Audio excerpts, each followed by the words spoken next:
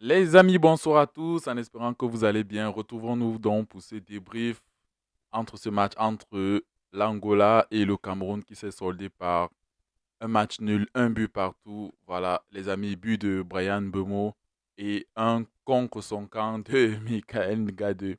Je vois déjà beaucoup de gars qui vont me dire, coulisses, ton gars Ngade, il a marqué contre son camp. Voilà les gars. Voilà les gars. Bref, retrouvons-nous donc pour ce débrief les gars. Mais avant de commencer, honnêtement, parce que je vois déjà certains qui vont venir en voulant mettre la pression que oh, on a fait match nul, oh, on gagne deux matchs. Calmez-vous. Vu le contexte, honnêtement, vu le contexte, la situation qui se passe entre le MINSEP et la FECAFOOT, si on vous avait dit bien avant que sur 6 points, le Cameroun allait prendre 4 sur 6, vous aurez signé ou pas? Voilà. Donc, moi, je pense honnêtement que c'est une bonne opération. On va revenir encore sur le jeu et tout. Est-ce que vous n'êtes pas satisfait de ce que vous voyez en 2 matchs, les amis? J'ai l'habitude de vous dire, et je me répète, un coach qui a de la vision, qui a de l'expérience, qui a travaillé, qui tactiquement est là, tu n'as pas besoin de 1 an, 2 ans pour nous donner les indices où tu veux nous amener. Ce deuxième match de Marc Brice, oui, il n'est pas parfait. Oui, il y a des choses encore à gommer, mais on voit déjà où le coach veut nous amener. Je vous l'avais dit lors du premier match, on ne peut pas encore parler de la patte Marc Brice, mais on peut parler des idées Marc Brice. On peut parler de la philosophie Marc Brice. Quand j'ai dit ça pendant le Bénitaria, les gens m'ont dit, mais Kouli, tu t'emballes. Non, ce n'est pas un emballement. On a passé combien d'années avec Rigobert Song? Je ne clash pas Song, je n'ai aucun problème contre lui d'ailleurs. Voilà, je porte son maillot. C'est un classique. Mais ce que je veux vous faire comprendre, c'est que l'idée et la philosophie d'un coach, ce qu'il veut implémenter sur le court, le moyen et le long terme, ça se voit dès le premier match. Pour les passionnés de football, aujourd'hui, tu étais capable de voir un jeu à 3, un jeu à 4. Un jeu à 4 qui commence par un jeu à 3. Voilà. En trouvant le côté le plus auquel hypoténuse, le sommet, généralement Aboubakar Vincent, qui est dos au jeu. Vu qu'il est dos au jeu, il va trouver le troisième homme qui est face au jeu et qui est face à lui. Généralement, Carlos Baleba ou Zamboanguissa ou Martin On, là, qui sont les milieux qui ont le jeu face à eux. Et eux, ils vont trouver le quatrième homme. Ça peut être aujourd'hui, ça peut être Bassogor, ça pouvait être Mbembo. Voilà. On voit des séquences de jeu, les gars. Est-ce que c'est si difficile? Est-ce que vous n'êtes pas content de voir ça? Honnêtement, si vous n'êtes pas dans la guéguerre, Minsep, Fekafoot, est-ce que c'est difficile de dire que on voit du jeu en 2 matchs avec Marc Brice? Voilà. Lors des bénétariats, on le rappelle encore. Là, on parle football. On a dit pendant les bénétariats, je pense que c'était Stèle Magique qui était montré, les entraînements, on voyait qu'il essayait de travailler déjà et tout. Je vous le dis et je vous le dis à chaque fois, c'est de la périodisation tactique. On se met à jour dans le football. La façon dont tu t'entraînes, c'est de la même façon que tu dois jouer un match. Voilà, c'est ça. Donc, les amis, on se retrouve donc pour ce débrief.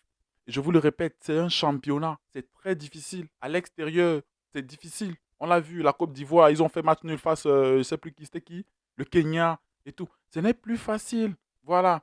Si moi, on m'avait dit dès le début que le Cameroun, sur ces 2 matchs, avec ces conditions, allait faire 4 sur 6, j'aurais signé. Vu les conditions, j'aurais signé. Les gars, je vous le dis une fois, soyons derrière les Lions indomptables et ce qu'on voit, laissons le coach et les joueurs dans un environnement sain et laissons-les travailler. Voilà. Donc, sincèrement, c'est un match, le débrief a commencé, c'est un match compliqué, il faut le dire. Déplacement, l'Angola doit gagner, mais c'est vrai que le Cap-Vert avait déjà battu la Libye, donc le Cameroun partait déjà sur, entre guillemets, un fauteuil un peu confortable parce qu'ils étaient premiers, même s'ils faisaient match nul et tout et tout. Et peut-être, si je me trompe pas, même si on perdait, on était premier. Voilà. Le temps comme ça, que la situation peut-être se détende et qu'on trouve ce qu'il faut faire. Voilà. Les prochains matchs, parce que le calendrier est plus facile pour nous, entre guillemets, plus facile pour nous. On va jouer les Swatini 2 fois, on se déplace à les Swatini, on reçoit la Libye et après on reçoit les Swatini. C'est un calendrier abordable en étant premier. Voilà. Donc, c'est plus gérable, tout en sachant que l'Angola va jouer face à la Libye. Voilà. Donc, eux, ils vont s'affronter et nous, on va jouer les Swatini 2 fois. Je ne sous-estime pas les Swatini, mais normalement, c'est du 6 sur 6. Voilà. Le match, honnêtement, c'est le genre de match où il ne faut pas perdre. Et si le Cameroun a encore l'âme de quand tu ne peux pas gagner un match, il ne faut pas le perdre. Et le Cameroun a encore cette âme-là. On l'a vu aujourd'hui avec ce but de Brian Bemo. Déjà la titularisation, on a tous vu Mouminga Maleu à la place de Bassogor. Je vous le dis, je le répète souvent, un gaucher à gauche, c'est pour la qualité des centres. Et on l'a vu.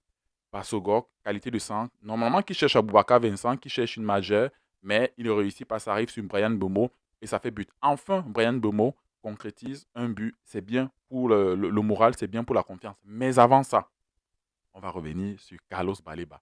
Parce que c'est lui qui fait. Si vous ne comprenez pas encore l'apport de Baleba, parce que premier match, vous avez vu, je n'ai pas été dithyrambique avec lui. Mais ce deuxième match, si vous voulez comprendre l'apport de Baleba, sachez que là, il joue en sentinelle. Mais c'est lui qui récupère la balle, qui brise la première ligne, la deuxième ligne, il se projette et il sert Christian Bassogor qui fait ce centre.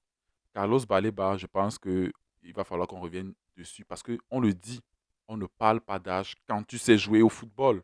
Et là, il montre clairement que mais il est l'héritier des numéros 17 du Cameroun. Voilà, là on peut pas.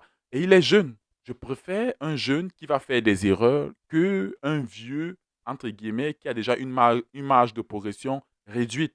Donc aujourd'hui encore, très bon match de Carlos Baleba. On va revenir sur les tops et les flops. Voilà, 12e minute, but de Brian Bemo. Et là, je pense que le Cameroun s'est un peu beaucoup plus mis dans une situation où ils vont essayer de gérer le match en attendant et en essayant d'avoir des occasions ou en possédant par contre et tout. Mais ce qu'on a vu aujourd'hui, c'est encore un état d'esprit à souligner. Je vous parle à chaque fois de l'état d'esprit parce qu'en sport, c'est comme je le répète, c'est 3 résultats. Tu peux faire un très bon match, mais tu es lié par 3 résultats. Tu peux gagner en faisant un bon match, tu peux faire un match nul et tu peux perdre. Mais l'état d'esprit, ça dépend de toi. Et aujourd'hui, l'état d'esprit des joueurs, les gars, l'état d'esprit est là. Dans la combativité, dans les efforts, le repli défensif. Voilà. Dommage que Bassogog se blesse un peu tôt. Parce que je me dis qu'avec Bassogog présent, en apportant dans la profondeur, avec sa qualité de centre, ça aurait pu être dangereux. Il est remplacé par Olivier Ncham, qui, ce n'est pas un joueur de profondeur, c'est plutôt un joueur de ballon, entre guillemets. Donc, Olivier Ncham vient beaucoup plus dans le contrôle du jeu, de fois, quand vous voulez avoir la possession, voilà, faux pied, il peut armer sa frappe, mais il n'a pas apporté le rendu qu'il fallait, surtout dans les replis défensifs. C'est normal qu'il a encore été remplacé. Voilà. Donc, c'est un coach, Marc Brice, qui n'hésite pas. Voilà. Mais, je ne veux pas oublier aussi, on va à la pause, oui, on mène 1-0 au retour des vestiaires à la 52e minute. Gelson Dalla, quel match de Gelson Dalla. Et ce qu'il faut savoir, c'est que c'est un joueur de petit poteau, comme on les appelle. Les joueurs de petit poteau, c'est les joueurs très techniques en Angola qui viennent et qui ont une qualité d'élimination en 1 contre 1. On l'a vu, hein. Il a fixé Tchatchoua. Il vient, il se met sur l'extérieur de son pied, feinte de frappe crochet. Il frappe en force du pied gauche. Là, c'est une erreur d'un gars 2. Moi, quand gars 2 fait les erreurs, je dis, ça, c'est une erreur d'un gars 2. Il n'est pas très bien aligné en 3 quarts. Ce qui fait que lorsque le centre vient puissant, ça touche son pied gauche, ça fait un CSC. Voilà. Donc, c'est une erreur d'un gars 2 sur cette action et ça fait 1-1. Mais là, le Cameroun a des actions, notamment avec Vincent Aboubaka, qui peut mettre cette action pour faire le 2-1, mais il ne s'applique pas du gauche. Et c'est le genre de match que je pense que ça a été difficile pour Aboubaka. Parce que là, on joue sans profondeur, surtout avec la sortie de Bassogor. Il n'y a plus de profondeur. Tu as Olivier Ncham qui n'est pas forcément un joueur de profondeur. Tu as Aboubaka qui, on le sait déjà, sur 90 minutes, ne peut plus être présent.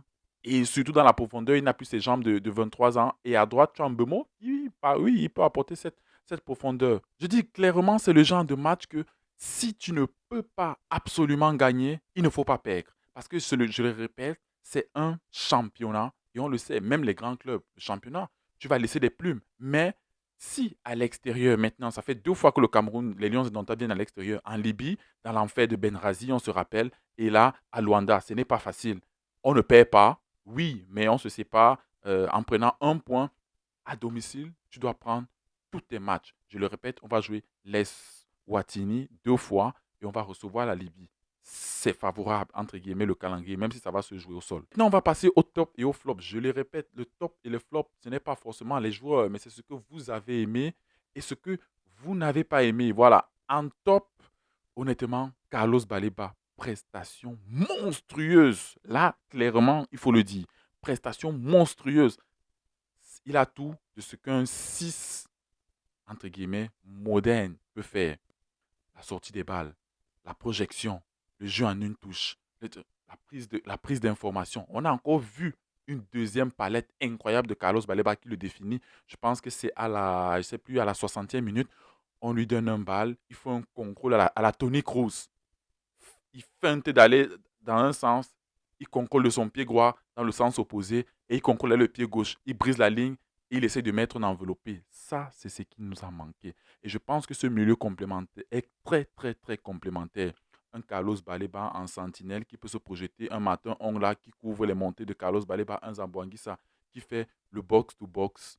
Voilà. Donc ça, c'est un milieu complémentaire. En top, je vais mettre Carlos Baleba. Aujourd'hui aussi, je vais mettre Martin Ongla qui a fait un très bon match. Moins de déchets dans les passes, dans l'abattage, dans la projection, pour trouver le quatrième homme, comme je l'ai expliqué. Je vais mettre Carlos Baleba. Dites-moi ce que vous mettez en top et en flop. Je ne peux pas tout dire en vidéo. En top, moi, je vais saluer l'état d'esprit. Je pourrais mettre Marc Brice, mais je vais saluer l'état d'esprit qui est resté le même de ce qu'on a vu face au Cap-Vert.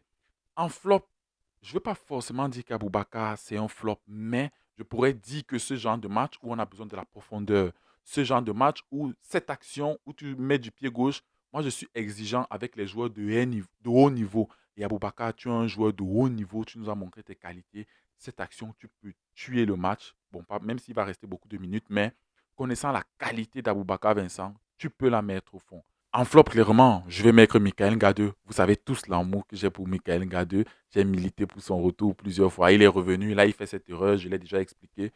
Oui, même s'il a été présent sur sa qualité de relance, il y a même une relance qui n'a pas donné. Voilà. En flop, je vais mettre Michael Gadeux. Je peux pas tout dire en vidéo. Dites-moi ce que vous mettez en top et en flop. Et en flop, bien évidemment, je vais toujours mettre cette guerre, Fecafoot Minsep, qui a continué jusqu'à Luanda. Oui, les amis, cela continue et tout. On va encore le demander une fois de plus, Fecafoot Minsep, mettez un peu d'eau dans votre vin. On a une génération de bons joueurs qui sont là. On a un effectif qui montre de bonnes choses. On a un coach qui nous montre où il veut aller. Laissez-les travailler dans la paix.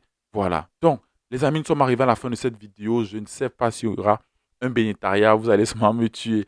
Mais forcément, vendredi, il y aura un bénétariat. S'il y a un bénétariat ce soir, tant mieux, on discutera. Mais voilà, nous sommes arrivés à la fin de cette vidéo. Dites-moi ce que vous avez aimé en commentaire de ce match.